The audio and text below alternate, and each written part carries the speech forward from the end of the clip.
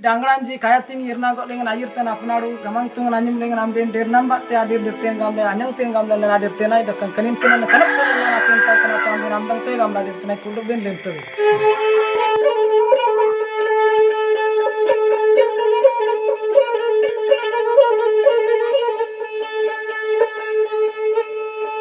Etanum yem dambo nyanga mallane manasi dambo nyanga mallane tanum yem dambo nyanga malla gata sejer nale nganni yerdong orarana kanu direnge yerdong gata sejer nale gane yerdong orarana kanu direnga yerdong Mobile dan silene bonyang mobile dan rabene bonyang anen tungga ta silengane yerdong daya raida ne bonyang kitu ngana manglengan marangna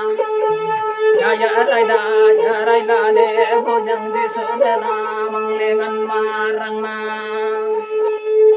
Ateng pato lengalane bonyang ateng yang na lengalane bonyang wayang lende tangkan korso tadi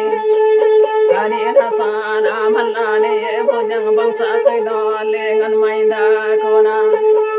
kani nasana malane bonyang bangsa kaino lengan mainta nang na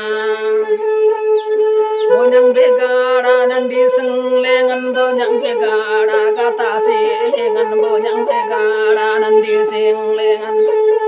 mana namte dong amane bonyang laje namte dong amane bonyang la mana namte dong amane bonyang laje namte dong amane bonyang la Ati kina yam lengane bonyang ajulona yam lengane bonyang ati kina yam lengane bonyang selo jayang lenji dama dana galo te lane bonyang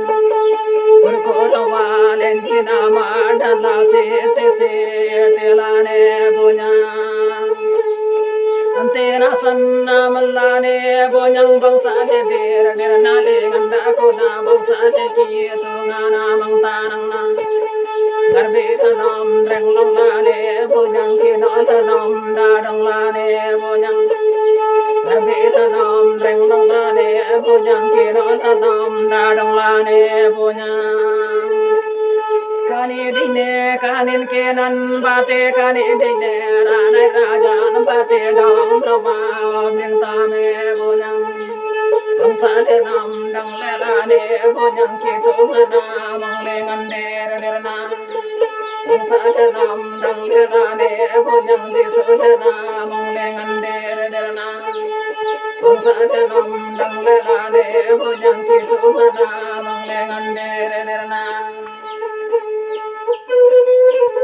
kan kin nam dang le orar mana gadang sering daer re yerai ba udah bin asim tawin do alim tawin